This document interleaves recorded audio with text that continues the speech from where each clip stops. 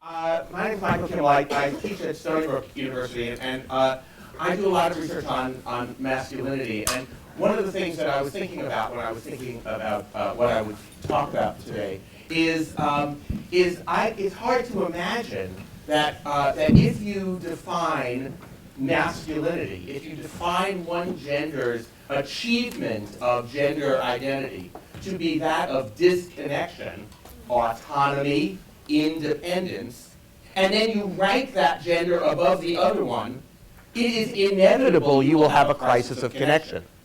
So to me, so I take seriously the question that was posed in the first panel, and that is to search for the common counter-narrative, and I believe actually that we carry that counter-narrative around with us all the time. And so most of the time what we focus on when we talk about masculinity is that idea that many of us have been talking about before, which is how being strong, being tough, being never crying, never showing your feelings, etc. Those are the ideas that, and one psychologist actually, in the 70s, one psychologist came up with what he called the 4 basic rules of manhood. So guys, check these out, listen to them. If you memorize these, you'll be all right. Here they are, the 4 basic rules of manhood. Number 1, no sissy stuff. You can never do anything that even remotely hints of femininity. That's the first one. Number 2, be a big wheel.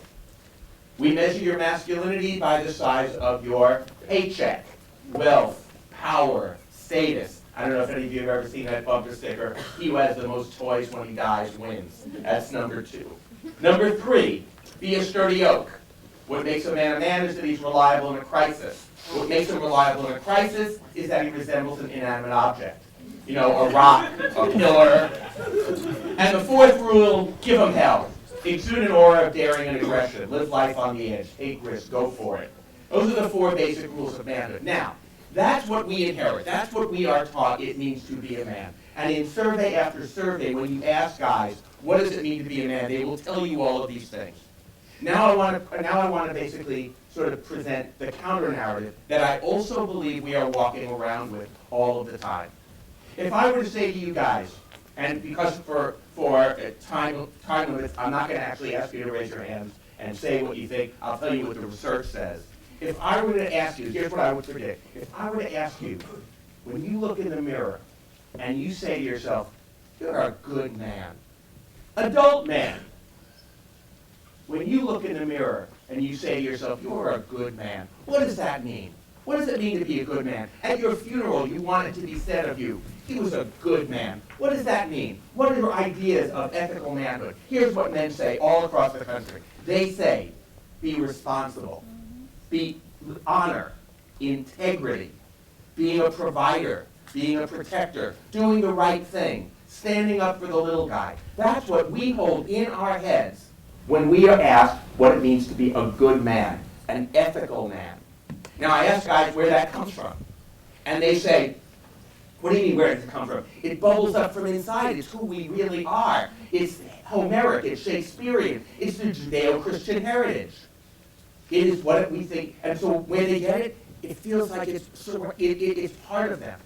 When I ask them, now tell me if any of those characteristics show up when I say, man up, be a real man. Of course not. That's when you get the never cry, never show your feelings, etc.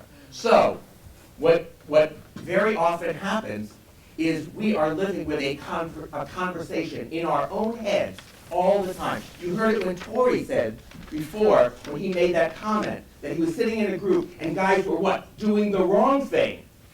And they said, I know this is wrong. This is so wrong. But we also know the pressure. And what I want to tell you young guys now is what you will remember on this side of aging, but now I'm in my 60s, is not the times you did the right thing, but the times you did the wrong thing. They will stay with you, they will haunt you. I remember personally, when I was in 8th grade, there was a kid who had a locker next to me in the locker room, and he got bullied. And what did I do? Nothing. I turned away, and I knew at that moment I was doing the wrong thing. This is so wrong, as Tori said. I knew I was doing the wrong thing. But what I also knew was or believed was if I did the right thing, they'd come after me, and I was too afraid to do the right thing. That's what I want to tell my son today, is what I remember is not when I did the right thing, but when I did the wrong thing, because those are the things that haunt me. That conversation, that's the counter-narrative, what it means to be a good man. Now I'm going to talk a little bit, because I don't have that much time, I'm going to talk about 3 pieces of traditional ideas of masculinity as an obstacle to engaging in our common humanity. The first is invisibility, the second is entitlement, and then I'm going to talk a little bit about about motivation, why men should support gender equality as a way to support our common humanity. So I'm going to tell you a story, 2 stories, to illustrate the first ones. The first is a story about invisibility, because when we're talking now about gender, we are the problem here for most men is that we don't see gender. We don't know that gender matters. We don't know that gender is as important to us as women have come to understand it is to them. I mean, if you teach a course like psychology of gender, psychology of women, you get 95% women. Teach a course called psychology of gender, you get like 90% women. Most men don't see it, and this is political. So I want to tell you my own story about how I started thinking about gender, because I think it illustrates this as an obstacle. 30 years ago, this is a story that many of you will now wince to hear, but remember, it's 30 years ago. When I was a graduate student, a bunch of us got together, and 30 years ago, somebody said, well, there's an explosion of writing and thinking in feminist theory, but there's no courses yet. So we did what graduate students typically do in a situation like that. We said, let's have a study group. So every week, 11 women and me got together. We would read some text in feminist theory and talk about it. During one of our meetings, I witnessed a conversation between 2 women that changed everything for me. One of the women was white, and one was black. The white woman said, this is the part that's going to sound anachronistic now, the white woman said, all women have the same experience as women. All women are similarly situated in patriarchy, and therefore all women have a common solidarity or sisterhood. And the black woman said, I'm not so sure. Let me ask you a question. So the black woman says to the white woman, when you wake up in the morning and you look in the mirror, what do you see? And the white woman said, I see a woman. And the black woman said, you see, that's the problem for me. Because when I wake up in the morning and I look in the mirror, she said, I see a black woman. To me, race is visible. But to you, race is invisible. You don't see it. And then she said something really startling. She said, that's how privilege works. It is a luxury, I will say, to the white people sitting in this room not to have to think about race every split second of our lives. Privilege is invisible to those who have it. Now you'll remember, I was the only man in this group. So when I heard this, I went, oh. And somebody said, well, what was that reaction? And I said, well, when I wake up in the morning and I look in the mirror, I see a human being. I'm kind of the generic person. I'm a middle-class white man. I have no race, no class, no gender. I like to think that was the moment I became a middle-class white man. That those categories mattered to me, and it had been privileged that it kept it invisible to me for so long. That's story number 1. Invisibility as an obstacle to engagement in common humanity. We need to raise boys to be confident and secure in their masculinity. And in order to do that, we have to make gender visible. Story 2, very short. My most recent book is called Angry White Men, and it comes from my first experience was on a TV talk show not long ago, in which I was opposite 4 white men who believed themselves to be the victims of reverse discrimination. You've heard this conversation that white men are the new victims of reverse discrimination, also known as affirmative action. And these guys were all qualified for jobs, all qualified for promotion, so they thought, and they were really angry about it. And I was there to respond to them. So they all told their stories, and the reason I want you to hear the story is I want you to hear the title of this particular show. The title was, A Black Woman Stole My Job. That's how they saw it. All that time, that's how they saw it. A black woman stole my job. So they all told the story, and then it was my turn to speak, and I said, I have one question for you guys. It's a question about the title of the story, the title of the show, A Black Woman Stole My Job. Actually, it's a question about one word in the title. I want to know about the word my. Where did you get the idea it was your job? Why isn't it a black woman got the job, or a black woman got a job? Because without confronting men's sense of entitlement, we will never understand why so many men resist gender equality. We believe it's a zero-sum game, and if women win, men are going to lose. But look, that's how our perceptions have been distorted. We think this is a level playing field. So any policy that tilts it even a little bit would be, oh my God, water's rushing uphill. It's reverse discrimination against us. So let me be very clear. White men in America and Europe are the beneficiaries of the single greatest affirmative action program in the history of the world. It is called the history of the world.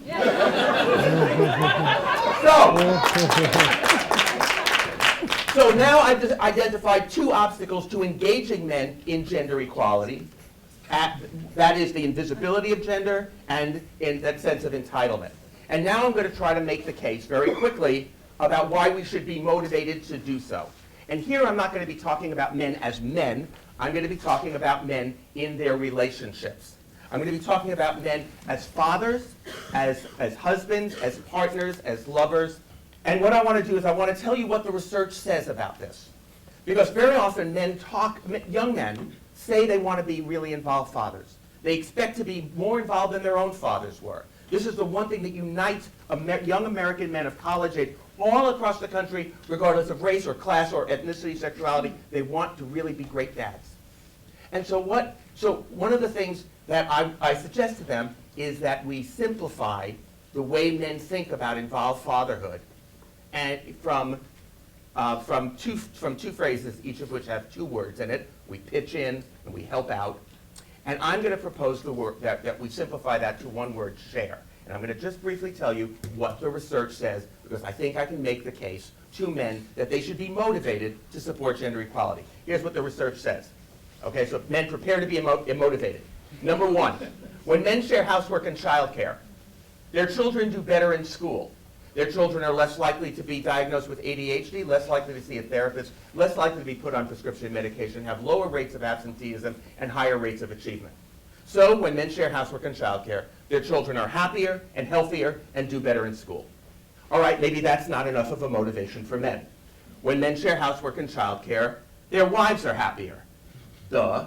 Not only that, their wives are healthier. Their wives are less likely to be diagnosed with depression, see a therapist, take prescription medication, more likely to go to the gym, and report higher levels of marital satisfaction. All right, maybe that's not enough of a motivation for men. When men share housework and childcare, the men are healthier. They smoke less, they drink less, they take recreational drugs less often. They're more likely to go to a doctor for a routine screening, but less likely to go to the emergency room. They report far lower levels of depression, less likely to go to a therapist, less likely to be taking prescription medication. So when men share housework and childcare, the men are happier, healthier, report higher levels of marital satisfaction. All right, maybe that's not enough of a motivation for men. When men share housework and childcare, they have more sex. Now, of these four really interesting findings, which one do you think Men's Health magazine put on its cover? Twice, it turns out. First time, 5 years ago, the headline was, "Housework makes her horny."